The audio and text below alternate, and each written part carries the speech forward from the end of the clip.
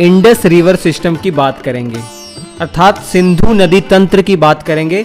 इसके अंदर हम सिंधु नदी और उसकी जितनी भी महत्वपूर्ण सहायक नदियां हैं सबकी हम बात करने वाले हैं डिटेल में। सबसे पहले हम बात करेंगे सिंधु नदी की। सिंधु नदी की लंबाई 2880 किलोमीटर है, लेकिन भारत में इसकी लंबाई अगर पूछा जाए तो 1114 किलोमीटर है। लेकिन याद रहे, ये पाकिस्तान ऑक्यूपाइड कश्मीर वाला जो इलाका पाकिस्तानी लीगल कब्जा कर रखा है, ये लंबाई अगर हटा दी जाए तो 709 किलोमीटर रह जाती है इसकी भारत में लंबाई। सिंधु नदी 3 देशों में फ्लो करती है। पहला तिब्बत में, यहां जहां से निकल रही है, उसके बाद भारत के लद्दाख में आती है और फिर पाकिस्तान में एंटर कर जाती है।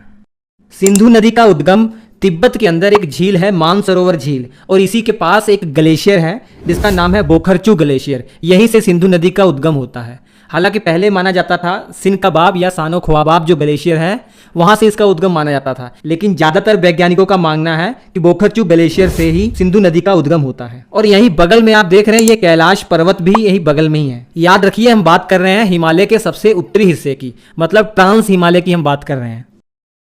सिंधु नदी तिब्बत से आगे चलकर दमचौक नामक जगह से भारत के लद्दाख में एंटर करती है। लद्दाख हमारा केंद्र शासित प्रदेश है और लद्दाख में आगे चलते हुए ये हमारी जो सिंधु नदी है लद्दाख पर्वत श्रेणी और जास्कर पर्वत श्रेणी के बीच में बहती है और आगे ही लेह शहर जो लद्दाख के अंदर है इसके दाएं तट पर बसा हुआ है।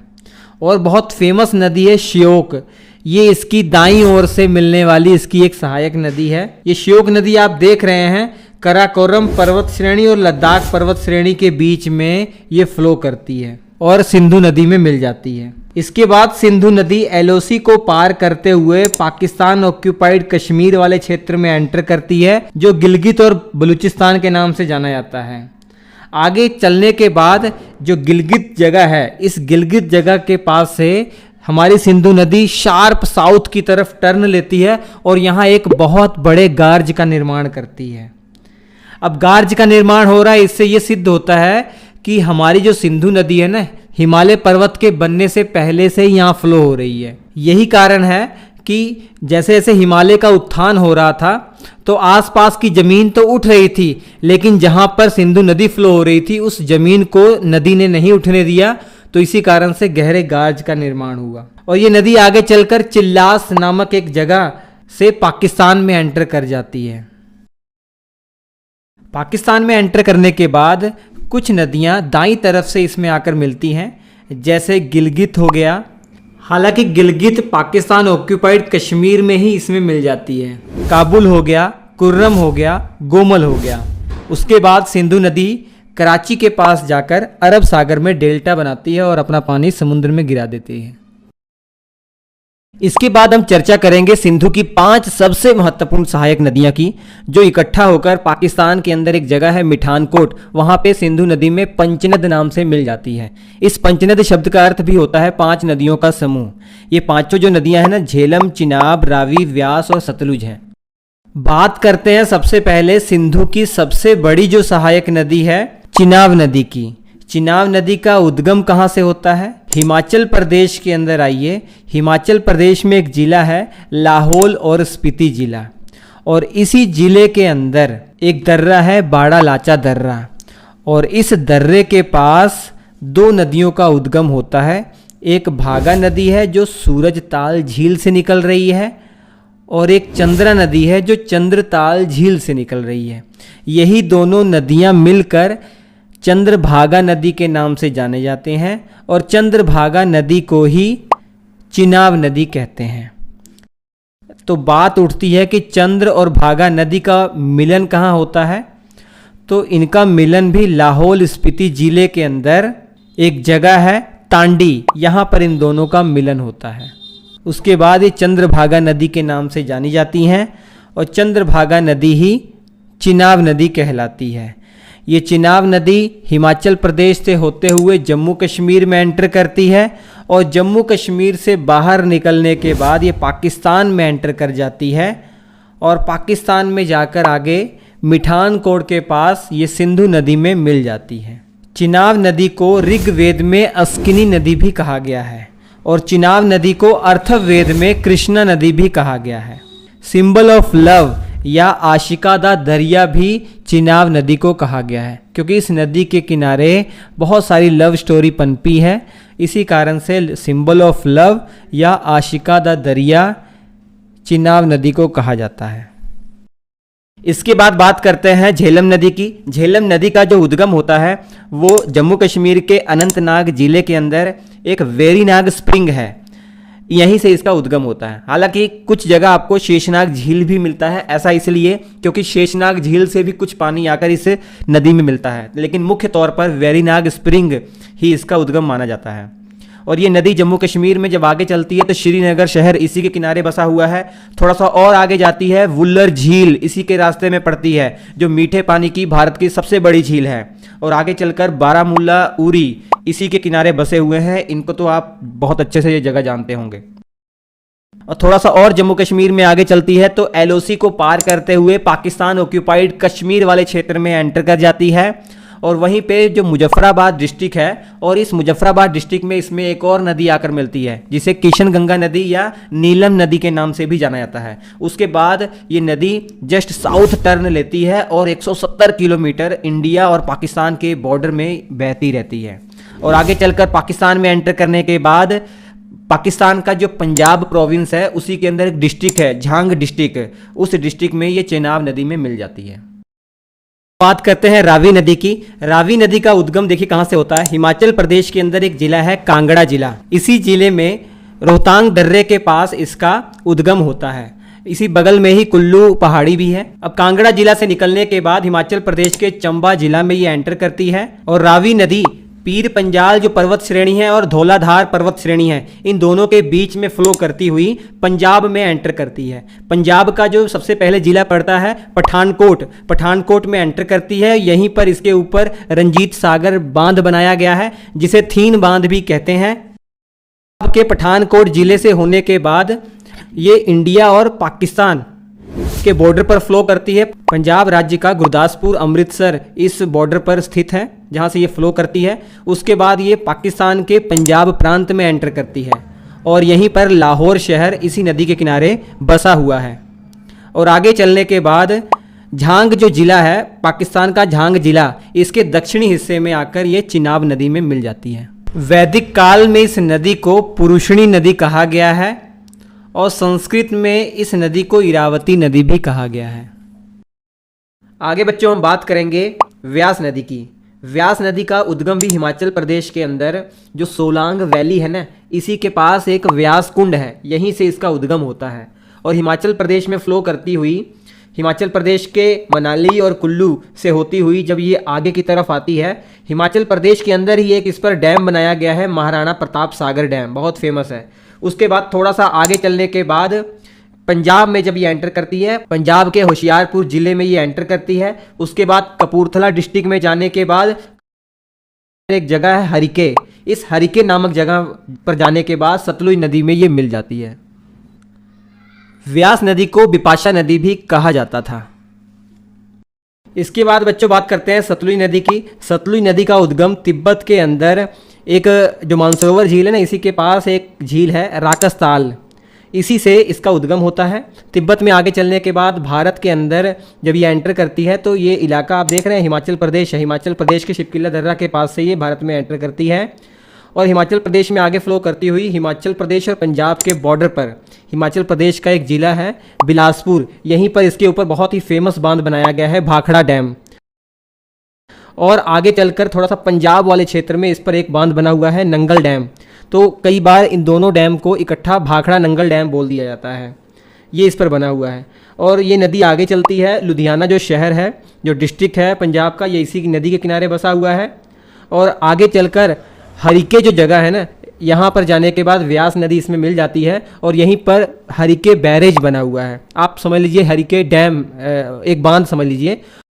और इसी बैरेज के थ्रू एक बहुत लंबी नहर निकाली गई है, इंदिरा गांधी नहर, जिसकी अब लंबाई वर्तमान में 650 किलोमीटर है। इस इंदिरा गांधी नहर का पहले नाम हुआ करता था राजस्थान नहर, बाद में इसका नाम हमारी प्रधानमंत्री रह चुकी हैं इंदिरा गांधी, उनके नाम पर कर दिया गया। ये इंदिरा गांधी नहर के थ्रू पंजाब वाले क्षेत्र में, लेकिन मुख्य तौर पर राजस्थान वाले इलाके जो सूखे हुए हैं, यहाँ पर एग्रीकल्चर के लिए इसका बहुत उपयोग किया जाता है इस पानी का।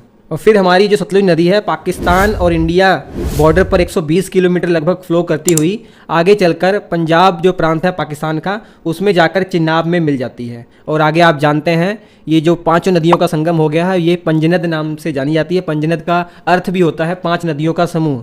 और ये आगे चलकर फाइनली मिठानकोट में, पाकिस्तान के मिठानकोट में इंडस रिवर सिस्टम में मिल जाती है। सिंधु नदी और उसकी 5 जो महत्वपूर्ण सहायक नदियां हैं, इनको लेकर भारत और पाकिस्तान के बीच में एक समझौता हुआ था 1960 में, जिसे इंडस वाटर ट्रीटी 1960 कहते हैं। ये समझौता भारत की तरफ से प्रधानमंत्री जवाहरलाल नेहरू और पाकिस्तान की तरफ से जो राष्ट्रपति थे मोहम्मद अयूब खान, इन दोनों के बीच में हुआ था। इस समझौते के तहत जो इंडस नदी है, झेलम नदी है, चिनाब नदी है, इन 3 नदियों का 80% पानी पाकिस्तान यूज़ करेगा, और जबकि 20% जो पानी है वो भारत यूज़ करेगा। जबकि जो नीचे की नदियां रावी, ब्यास, सतलुज, इन तीनों का जो पानी है ये 80% भारत इसका यूज़ करेगा और केवल 20% इसका पाकिस्तान यूज़ करेगा। और आज हम गंगा रिवर सिस्टम की बात करेंगे। गंगा नदी और उसकी जितनी भी सहायक नदियां हैं ना, सबकी बात इस वीडियो में कर ली जाएगी। सबसे बेसिक चीज़ ये जानिए आप, गंगा नदी की लंबाई 2525 किलोमीटर है। भारत और बांग्लादेश में ये फ्लो करती है। भारत के उत्तराखंड से ये निकलती है, उत्तर प्रदेश में एंटर करती है। उत्तर प्रदेश में सबसे अधिक लंबाई है इसकी। उसके बाद बिहार में एंटर करती है, बिहार को 2 भागों में बांटती हुई झारखंड के जस्ट बॉर्डर से ये फ्लो करती है, तो झारखंड में सबसे छोटी लंबाई है इसकी। इसके बाद ये वेस्ट बंगाल में एंटर कर जाती है। वेस्ट बंगाल में फ्लो करने के बाद ये बांग्लादेश चली जाती है और बांग्लादेश में आगे चलकर बंगाल की खाड़ी में अपना पानी गिरा देती है। अब बात करते हैं गंगा नदी के उद्गम की। देखिए, उत्तराखंड के देवप्रयाग में इस नदी को गंगा नदी कहा जाता है। देवप्रयाग में भागीरथी और अलकनंदा इसमें आकर मिलती हैं, उसके बाद ही इसका नाम गंगा होता है। तो भागीरथी नदी कहाँ से निकलती है? भागीरथी नदी उत्तराखंड में एक जगह है गौमुख, जो गंगोत्री ग्लेशियर का सबसे आखिरी छोर है। गंगोत्री ग्लेशियर बहुत बड़ा ग्लेशियर है हिमालय का। 30 किलोमीटर इसकी लंबाई है और 2 से 4 किलोमीटर ये चौड़ा है ये ग्लेशियर। तो आप सोच सकते हैं इसके कारण कितना पानी जनरेट हो रहा होगा।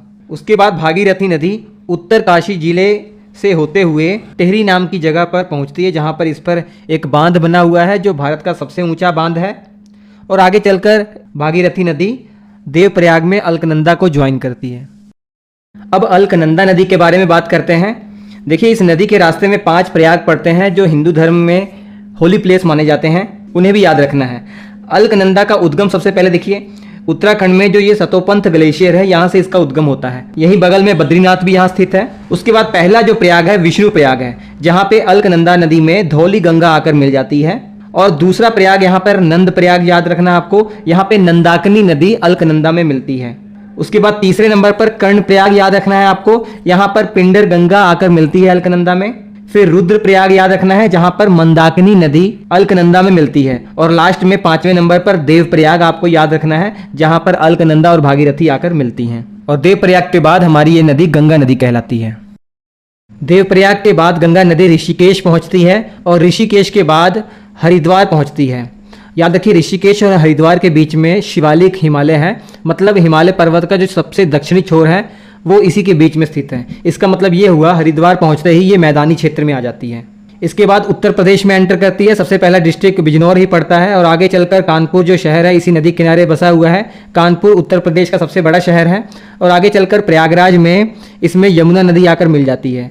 प्रयागराज में एक जगह है त्रिवेणी संगम, यहाँ माना जाता है कि गंगा यमुना सरस्वती 3 नदियाँ इसमें आके मिलती हैं। हालांकि फिजिकली गंगा यमुना ही स्थित है और सरस्वती नदी के बारे में कई मत हैं। कुछ मत ये कहते हैं कि बहुत पहले ये नदी यहाँ बहा करती थी, अभी विलुप्त हो गई है। और कुछ मत ऐसे हैं कि सरस्वती नदी जो है वो जमीन के नीचे से बहती है। और प्रयागराज से निकलने के बाद मिर्जापुर पहुंचती है यह नदी। फिर बनारस शहर इसी किनारे बसा हुआ है। बनारस से होते हुए गाजीपुर पहुंचती है और गाजीपुर के बाद बिहार में एंटर करती है और पटना जो राजधानी है इसी किनारे बसी हुई है। और आगे चलकर झारखंड के बॉर्डर से होते हुए ये वेस्ट बंगाल में एंटर करती है। ये फरक्का जो जगह देख रहे हैं आप, इस फरक्का नामक जगह पर गंगा नदी 2 भागों में टूट जाती है। एक वेस्ट बंगाल में चली जाती है और एक बांग्लादेश में चली जाती है। जो बांग्लादेश में जाती है वो पद्मा कहलाती है और जो हमारे वेस्ट बंगाल में आती है इसे हुगली नाम से जाना जाता है। हुगली नदी आगे चलती हुई कलकत्ता जो शहर है हुगली नदी किनारे बसा हुआ है और आगे हल्दिया नामक जगह पर ये अपना पानी बंगाल की खाड़ी में गिरा देती है। ये फरक्का जो जगह है ना, यहाँ पर एक फरक्का बैरेज बनाया गया है। अब बात करते हैं बच्चों गंगा की सहायक नदियों की। सबसे पहले हम बात करेंगे जो राइट बैंक ट्रिब्यूटरीज हैं, मतलब जो दाईं ओर से गंगा में मिलने वाली सहायक नदियां उनकी। और इनमें सबसे पहले देखेंगे यमुना नदी को, क्योंकि यमुना नदी पूरे भारत की सबसे बड़ी सहायक नदी आप कह सकते हैं। निकलती कहाँ से है? इसका उद्गम उत्तराखंड के यमुनोत्री ग्लेशियर से होता है और आगे चलकर ये उत्तराखंड के कलसी जो जगह है ना, यहाँ से होते हुए उत्तराखंड और हिमाचल बॉर्डर पर ये फ्लो करती है लगभग 30 किलोमीटर। उसके बाद ये उत्तर प्रदेश हरियाणा के बॉर्डर पर ये फ्लो करती है 200 किलोमीटर लगभग। जब ये दिल्ली में पहुंच जाती है, दिल्ली में बहुत ज़्यादा पोल्यूटेड हो जाती है, क्योंकि दिल्ली का जो वेस्ट वाटर है वो इसमें डिस्चार्ज हो जाता है, इसी कारण से बहुत ज़्यादा पोल्यूटेड हो जाती है। उसके बाद जो नोएडा है इसी के किनारे बसा हुआ है, ये आप जानते हैं नोएडा यूपी में है। यूपी का मथुरा, फिर आगरा, और आगरा के अंदर आप जानते हैं ताजमहल यमुना नदी के किनारे ही बसा हुआ है। और आगे चलकर इटावा जो जगह है इसी के पास चंबल नदी इसमें आकर मिल जाती है। चंबल नदी यमुना की सबसे बड़ी सहायक नदी है। 10 किलोमीटर आगे जाएंगे सिंध नदी इसमें आकर मिल जाती है, और आगे जाएंगे तो हमीरपुर के पास बेतवा नदी इसमें मिल जाती है, और फाइनली यमुना नदी प्रयागराज में जाकर गंगा नदी में मिल जाती है। बच्चों अब सोन नदी की बात करते हैं, जो दाईं ओर से गंगा में मिलने वाली महत्वपूर्ण सहायक नदी है। मध्य प्रदेश में अमरकंटक ये देख रहे हैं जहाँ से नर्मदा नदी निकलती है, उसी के दाईं तरफ से ये सोन नदी निकलती है। हालांकि छत्तीसगढ़ वाले क्षेत्र से ये नदी निकलती है। उसके बाद ये मध्य प्रदेश में एंटर कर जाती है नदी, और बाण सागर बांध आपने जरूर सुना होगा, बहुत महत्वपूर्ण है। शाहदोल जगह है एक मध्य प्रदेश में, उसी के पास बाण सागर बांध इसके ऊपर बना हुआ है। फिर आगे चलकर यूपी में एंटर करती है, और यूपी में बच्चों एंटर करने के बाद एक रिहंद नदी है वो इसको ज्वाइन करती है, और रिहंद नदी पर एक रिहंद बांध भी बना हुआ है उत्तर प्रदेश के सोनभद्र जिले में। और ये हमारी जो सोन नदी है आगे चलकर बिहार झारखंड के बॉर्डर से होते हुए बिहार में एंटर करती है, और बिहार के पटना के पास गंगा को ज्वाइन कर लेती है। बच्चों अब बात करते हैं दामोदर नदी, जो एक सहायक नदी है। हालांकि ये हुगली की सहायक नदी है, लेकिन भैया हुगली भी तो गंगा की डिस्ट्रीब्यूटरी है, गंगा से ही तो टूटकर आई हुई है। तो दामोदर नदी की बात करते हैं। झारखंड में लातेहार जिला है, इसी के पास से दामोदर नदी निकलती है, और ये पूरा रीजन आप देख रहे हैं ये छोटा नागपुर पठार का ही है। आगे पढ़ेंगे ही जब पठारों के बारे में पढ़ेंगे। और झारखंड के बोकारो से होते हुए ये वेस्ट बंगाल में दामोदर नदी एंटर करती है। तो वेस्ट बंगाल का आसनसोल, दुर्गापुर, बर्धमान सब इसी के किनारे बसे हुए हैं, और कलकत्ता के दक्षिणी हिस्से में जाकर ये हुगली नदी में मिल जाती है। सौर ऑफ बंगाल किस नदी को कहा जाता है, अर्थात बंगाल का शौक किस नदी को कहा जाता है? दामोदर नदी को कहा जाता है। अब गंगा की बाईं ओर से मिलने वाली सहायक नदियों की बात करते हैं, तो सबसे पहले रामगंगा की बात आती है। ये रामगंगा नदी आप देख रहे हैं उत्तराखंड में दूधा टोली जो रेंज है ना, यहीं से ये निकलती है, और आगे चलती है जिम कॉर्बेट नेशनल पार्क से ये होते हुए यूपी में एंटर करती है। ये जिम कॉर्बेट नेशनल पार्क याद रखिए, इसका रामगंगा नाम भी है, रामगंगा नेशनल पार्क नाम भी है इसका। उत्तराखंड में स्थित है, लेकिन उत्तराखंड यूपी के बॉर्डर पर ये आ रहा है। उत्तर प्रदेश में जब रामगंगा एंटर करती है तो मुरादाबाद होते हुए कन्नौज के पास ये गंगा में मिल जाती है। इसके बाद जो सहायक नदी है वो गोमती नदी है। देखिए गोमती नदी उत्तर प्रदेश के अंदर एक जिला है पीलीभीत, वहीं पर एक गोमत ताल है, वहीं से ये नदी निकलती है। उत्तर प्रदेश के लखनऊ से होते हुए, सुल्तानपुर होते हुए, जौनपुर होते हुए, बनारस से, जो बनारस शहर है उससे लगभग 40 किलोमीटर की दूरी पर गंगा नदी में ज्वाइन कर लेती है। मेरे प्यारे बच्चों अब बात करेंगे घाघरा नदी की। घाघरा नदी गंगा नदी की दूसरी सबसे लंबी सहायक नदी है यमुना के बाद। निकलती कहाँ से है? तिब्बत के अंदर एक ग्लेशियर है मापचा चुंग ग्लेशियर। देखिए ये मानसरोवर लेक मैंने बताया था आपको, उसी के दक्षिण में ये ग्लेशियर स्थित है। तिब्बत से आने के बाद ये नदी नेपाल में एंटर करती है। नेपाल में इसको कर्णाली नदी कहा जाता है, और नेपाल में ही ये दो भागों में भी टूट जाती है। एक का नाम गेरुआ पड़ता है, दूसरी का नाम कोरियाला, और ये उत्तर प्रदेश में जाकर दोनों नदियाँ मिल जाती हैं, और ये घाघरा नदी कहलाती है। थोड़ी दूर चलने पर एक और नदी इसमें आकर मिलती है जिसे महाकाली या शारदा नदी भी कहा जाता है। अयोध्या घाघरा नदी के किनारे स्थित है। थोड़ा सा आगे चलेंगे राप्ती नदी आकर घाघरा नदी में मिल जाती है। गोरखपुर जो शहर है वो राप्ती नदी के किनारे ही बसा हुआ है। और हमारी ये जो घाघरा नदी आगे चलकर बिहार के छपरा के पास गंगा नदी में मिल जाती है। अब बात करते हैं गंगा की एक और सहायक नदी की, जिसको गंडकी या गंडक नदी कहा जाता है, और नेपाल के अंदर इसको नारायणी नदी कहा जाता है। इसका उद्गम भी नेपाल के अंदर एक ग्लेशियर है, नुबाइन हिमल ग्लेशियर, वहीं से इसका उद्गम होता है। जब ये भारत में एंटर करती है तो ये उत्तर प्रदेश बिहार के बॉर्डर पर लगभग 30 से 35 किलोमीटर फ्लो करती हुई बिहार में एंटर कर जाती है। पटना से कुछ किलोमीटर की दूरी पर ये गंगा नदी में मिल जाती है। गंगा रिवर सिस्टम की आखिरी नदी की बात करेंगे, जिसका नाम है कोसी। हालांकि तिब्बत वाले इलाके से निकलती है, नेपाल में एंटर करती है। नेपाल में इसको अरुण नदी के नाम से जाना जाता है। उसके बाद बिहार में एंटर करती है। बिहार में इसको कोसी नदी कहा जाता है। और बिहार के अंदर कटिहार जिला में एक जगह है कुर्सेला, वहाँ पे गंगा नदी को ये ज्वाइन कर लेती है। नेपाल में जब ये फ्लो करती है ना, ये पूरा पहाड़ी क्षेत्र है और अचानक ही मैदानी क्षेत्र में आती है जब बिहार में, तो इसके पास इतनी ज़्यादा काइनेटिक एनर्जी होती है, अर्थात इसके पास इतनी ज़्यादा स्पीड होती है कि इसके कारण बहुत सारी बाढ़ आया करती थी पहले। अभी बहुत सारे बांध इस पर बनाकर कंट्रोल करने का प्रयास किया गया है। यह नदी अपना रास्ता परिवर्तन करने में बहुत ही विख्यात थी, इसलिए सौरव ऑफ बिहार या बिहार का शौक कोसी नदी को कहा जाता है। ब्रह्मपुत्र नदी और इसकी जितनी भी सहायक नदियां हैं सबको हम देखने वाले हैं पूरा डिटेल में। ब्रह्मपुत्र की टोटल लंबाई 2900 किलोमीटर है और भारत में ये 916 किलोमीटर बहती है। कुल 3 देशों में ये बहती है, तिब्बत में, फिर उसके बाद भारत में आती है, फिर बांग्लादेश में चली जाती है। तिब्बत में इसको सांगपो कहा जाता है और भारत के अरुणाचल प्रदेश में इसको दिहांग नदी कहा जाता है और भारत के असम राज्य में इसको ब्रह्मपुत्र कहा जाता है और बांग्लादेश में इसको जमुना कहा जाता है। भारत के 2 राज्यों में बहती है ये, असम में और अरुणाचल प्रदेश में। बात करते हैं उद्गम की, तो ब्रह्मपुत्र नदी का उद्गम चेमायुंगडुंग ग्लेशियर से होता है। इसी के पास मानसरोवर झील भी है, पहले हम जिक्र कर चुके हैं। अब ये चेमायुंगडुंग ग्लेशियर से जैसे ही नदी निकलती है तिब्बत में फ्लो होती है। पूरा रीजन आप जानते हैं हिमालय पर्वत का ही है और आगे चलती हुई एक बहुत बड़े गार्ज का निर्माण करती है जिसे सांगपो गार्ज भी कहा जाता है या दिहांग गार्ज भी कहा जाता है। और यहीं पर इस नदी को यू टर्न लेकर अरुणाचल प्रदेश में एंटर करना पड़ रहा है। ये यू टर्न जानते किस कारण ले रही है? यहाँ पर एक चोटी है नामचा बरवा चोटी, उसी को घूम कर ये अरुणाचल प्रदेश में एंटर करती है। और अरुणाचल प्रदेश वाला इलाका भी तिब्बत की तरह पूरा पहाड़ी क्षेत्र है, हिमालय रेंज है वहाँ पर। और जैसे ही असम में आती है और ये असम पूरा मैदानी क्षेत्र इसको मिल जाता है और इसके पास इतनी ज़्यादा तीव्रता होती है, वेलोसिटी होती है कि मैदानी क्षेत्र में इसकी चौड़ाई बहुत ज़्यादा बढ़ जाती है। इसी कारण से एक बहुत बड़े आइलैंड का भी निर्माण होता है जिसे माजुली आइलैंड या माजुली द्वीप भी कहते हैं। दुनिया का सबसे बड़ा ये नदी द्वीप है, इतना बड़ा है कि असम में एक जिला है ये।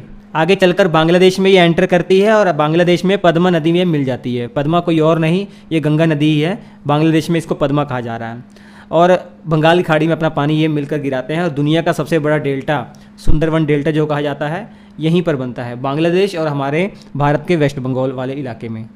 असम के 3 बहुत महत्वपूर्ण शहर इसी नदी के किनारे बसे हुए हैं, डिब्रूगढ़, तेजपुर और गुवाहाटी। अब ब्रह्मपुत्र की सहायक नदियों की बात करते हैं। सबसे पहले ये देखिए तिब्बत से एक नदी आ रही है जिसे लोहित नदी कहा जाता है।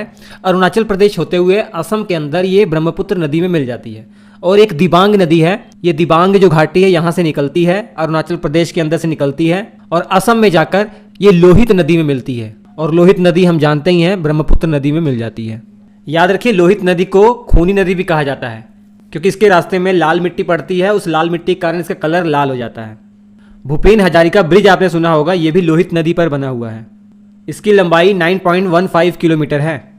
ये ब्रिज अरुणाचल प्रदेश के ढोला को आसाम के अंदर एक जगह है सदिया, उसको जोड़ता है, इसीलिए इस ब्रिज को ढोला सदिया ब्रिज भी कहा जाता है। भारत का सबसे लंबा सड़क पुल अब यही है। 2017 में मोदी जी ने इसका उद्घाटन किया था। इसके बाद बाईं ओर से मिलने वाली एक और सहायक नदी है बूढ़ी दिहिंग, इसका नाम है। अरुणाचल प्रदेश से आती है और असम के अंदर ब्रह्मपुत्र में मिल जाती है। और एक और बाईं ओर से मिलने वाली बहुत महत्वपूर्ण नदी है धनसिरी नदी है, नागालैंड से आती है और असम के अंदर ब्रह्मपुत्र में मिल जाती है। और कोपली एक नदी है जो मेघालय के अंदर, जो मेघालय पठार है वहाँ से आती है और असम में ब्रह्मपुत्र नदी में मिल जाती है। दाईं ओर से मिलने वाली कुछ महत्वपूर्ण सहायक नदियों के बारे में देख लेते हैं। सबसे पहले बात करेंगे सुबनसिरी नदी की। ब्रह्मपुत्र की सबसे बड़ी सहायक नदी यही है, तिब्बत से निकलती है अरुणाचल प्रदेश में आते हुए उसके बाद असम में जाकर ब्रह्मपुत्र में मिल जाती है। इसके बाद नदी बात करेंगे मानस नदी है।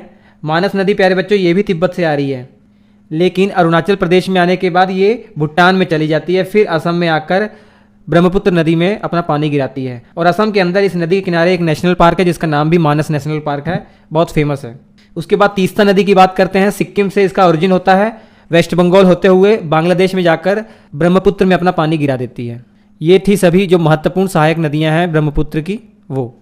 नमस्कार प्यारे बच्चों, आज के इस वीडियो में गोदावरी नदी और उससे संबंधित सभी महत्वपूर्ण फैक्ट जो आपकी परीक्षाओं के लिए जरूरी हैं वो हम देखने वाले हैं।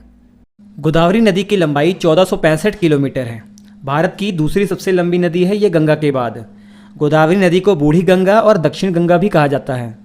गोदावरी नदी का उद्गम महाराष्ट्र के अंदर एक जिला है नासिक, और नासिक जिले में त्र्यंबकेश्वर पहाड़ियों से ही इसका उद्गम होता है।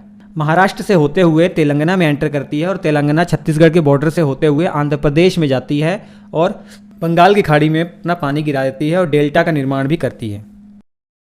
गोदावरी की कुछ बहुत महत्वपूर्ण सहायक नदियां हैं, जैसे डरना नदी हो गई जो दाईं तरफ से गोदावरी नदी में मिलती है, परवरा नदी ये भी दाईं ओर से मिलने वाली सहायक नदी है, मंजीरा ये भी दाईं ओर से मिलने वाली सहायक नदी है। अब बाईं ओर से वेन गंगा इसमें आकर मिलती है। याद रखिए एक नदी है पेन गंगा और वर्धा। पेन गंगा वर्धा का सम्मिलित जो पानी है पहले वेन गंगा नदी में मिलता है, तब वेन गंगा नदी गोदावरी नदी में मिलती है। इसके बाद इंद्रावती और सबरी हो गया। ये सभी महत्वपूर्ण सहायक नदियां हैं गोदावरी की। एक प्राणहिता नदी के बारे में आपने सुना होगा। अभी हमने जो वेन गंगा, पेन गंगा और वर्धा नदी की बात की, इन तीनों के सम्मिलित रूप को प्राणहिता नदी कहा जाता है। गोदावरी नदी के किनारे ही नासिक के अंदर कुंभ मेला लगता है। कुंभ मेला तो हम जानते ही हैं कि 12 साल में एक बार लगता है। ये कुंभ मेला उज्जैन में भी लगता है, क्षिप्रा नदी के किनारे, हरिद्वार में गंगा नदी के किनारे लगता है और प्रयाग में गंगा यमुना का जहाँ संगम होता है वहाँ भी ये लगता है। नर्मदा नदी भारत के 3 राज्यों में बहती है, मध्य प्रदेश में, महाराष्ट्र में, गुजरात में। सबसे अधिक मध्य प्रदेश में और सबसे कम महाराष्ट्र में बहती है। उद्गम इसका कहाँ से होता है? अमरकंटक चोटी से इसका उद्गम होता है और ये अमरकंटक चोटी मैकाल पर्वत श्रेणी का हिस्सा है। और ये अमरकंटक चोटी जो है ना, एक जिला है अनूपपुर, वहीं पर यह स्थित है। और डिटेल में अगर बताऊं, अमरकंटक चोटी पर एक नर्मदा कुंड है, वहीं से ये पानी आ रहा है। नर्मदा नदी विंध्याचल पर्वत श्रेणी और सतपुड़ा पर्वत श्रेणी के बीच में बहती है और इन दोनों पर्वत श्रेणियों के बीच में ये जो रिफ्ट वैली है उसी के अंदर ये बहती है और गुजरात के भरूच के पास खंबात की खाड़ी में अपना पानी गिरा देती है और वहीं पर एस्चुरी का निर्माण करती है। नर्मदा नदी की कुल लंबाई 1312 किलोमीटर है। सबसे पहले यह मध्य प्रदेश में 1079 किलोमीटर चलकर उसके बाद मध्य प्रदेश महाराष्ट्र के बॉर्डर पर 35 किलोमीटर और गुजरात महाराष्ट्र के बॉर्डर पर 39 किलोमीटर चलकर तब आगे गुजरात में एंटर करती है और 159 किलोमीटर ट्रैवल करके खंबात की खाड़ी में अपना पानी गिराती है। नर्मदा की कुछ बहुत महत्वपूर्ण जो सहायक नदियाँ हैं, सबसे पहले देखते हैं बाईं ओर से कुछ मिलने वाली सहायक नदियाँ।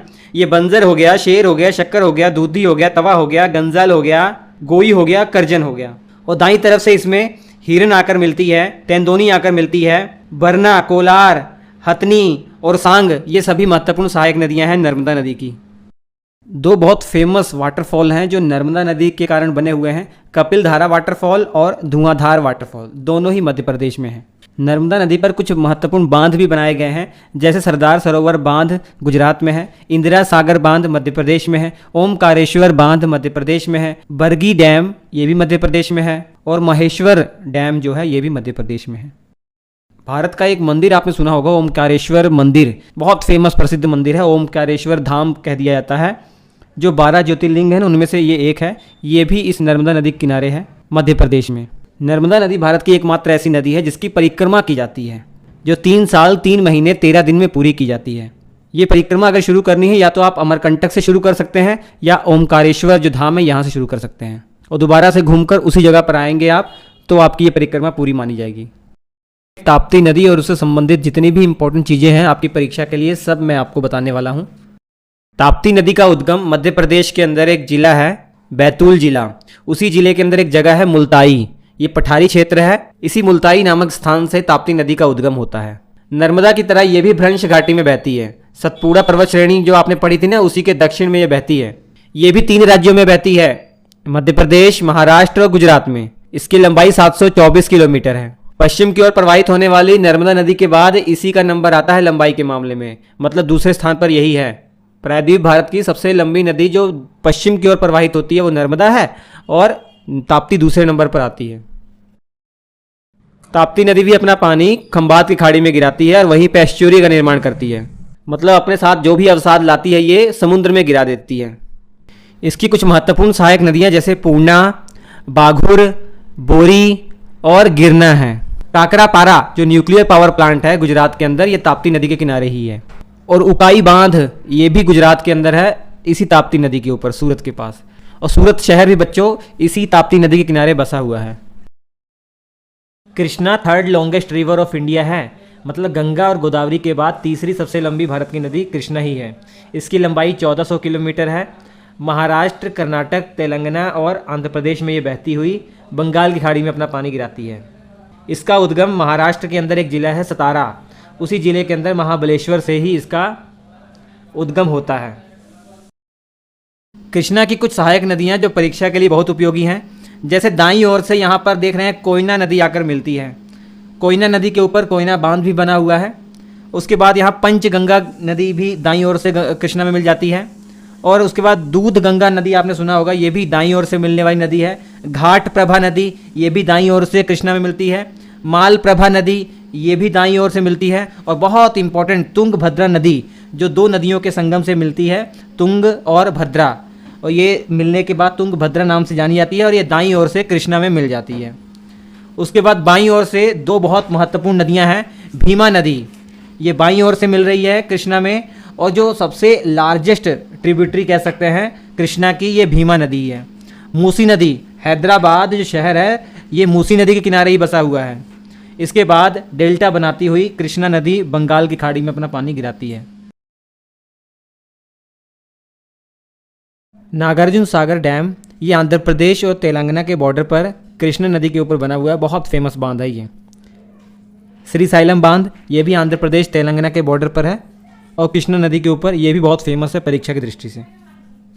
कावेरी नदी कर्नाटक और तमिलनाडु इन दो राज्यों में बहती है। इसकी कुल लंबाई लगभग 800 किलोमीटर है। उद्गम इसका कर्नाटक के अंदर एक जिला है कुर्ग जिला, जिसे कोडेगू जिला भी कहते हैं। उसी जिले के अंदर जो ब्रह्मगिरी पहाड़ियाँ हैं यहीं से इसका उद्गम होता है। और डिटेल में बताऊं तो यहाँ पे एक जगह है ताल कावेरी, यहीं से ये नदी निकलती है। तमिलनाडु में जाने के बाद बंगाल की खाड़ी में डेल्टा बनाते हुए ये अपना पानी गिरा देती है। इसकी कुछ बहुत महत्वपूर्ण सहायक नदियाँ हैं, जैसे हेमवती नदी है, काबिनी नदी है, भवानी नदी है, अमरावती नदी है। दो बहुत फेमस जलप्रपात भी याद रखने हैं, शिव समुद्रम जलप्रपात जो कर्नाटक में पड़ता है, और दूसरा होगेनकल वाटरफॉल जो कर्नाटक और तमिलनाडु के बॉर्डर पर पड़ता है। कृष्णा सागर बांध और मेट्टूर बांध ये बहुत फेमस बांध है जो कावेरी नदी के ऊपर है। महानदी छत्तीसगढ़ और उड़ीसा राज्य में बहने वाली नदी है। इसका उद्गम छत्तीसगढ़ के अंदर सिहावा से होता है और यह नदी उड़ीसा के कटक के पास जाकर डेल्टा बनाती हुई बंगाल की खाड़ी में अपना पानी गिरा देती है। इसकी टोटल लंबाई 851 किलोमीटर लगभग है। हीराकुंड बांध जो भारत का सबसे लंबा बांध है वो इसी नदी के ऊपर बना हुआ है और उड़ीसा राज्य में है। बहुत महत्वपूर्ण सहायक नदियां हैं जो आपको याद रखनी है, शिवनाथ, हसदेव, मांड, जोक और तेल। दूसरी नदी है लूनी नदी, इसे लवण नदी भी कहा जाता है। राजस्थान में अजमेर के पास से ये नदी निकलती है। इस नदी की लंबाई 320 किलोमीटर है और लूनी नदी गुजरात में जाने के बाद कच्छ के रण में जो दलदली स्थान है वहाँ विलुप्त हो जाती है, अर्थात ये समुद्र तक नहीं पहुँच पाती। साबरमती नदी, इस नदी का उद्गम राजस्थान में होता है और गुजरात में जाकर खंबात की खाड़ी में अपना पानी गिराती है। अहमदाबाद जो शहर है गुजरात का, ये साबरमती नदी के किनारे ही बसा हुआ है। माही नदी का उद्गम मध्य प्रदेश के अंदर विंध्याचल पर्वत श्रेणी से होता है। माही नदी की लंबाई 553 किलोमीटर है। मध्य प्रदेश के बाद राजस्थान में जाने के बाद यू टर्न लेकर ये गुजरात में एंटर करती है और खंबात की खाड़ी में अपना पानी गिरा देती है। कर्क रेखा को 2 बार काटने वाली माही नदी है। वीडियो अगर पसंद आया हो बच्चों प्लीज़ लाइक कीजिएगा। कंप्लीट जियोग्राफी का एनिमेटेड कोर्स देखने के लिए हमारे चैनल को सब्सक्राइब करके रखिए। प्लेलिस्ट में जाकर बहुत सारे वीडियो आप देख सकते हैं।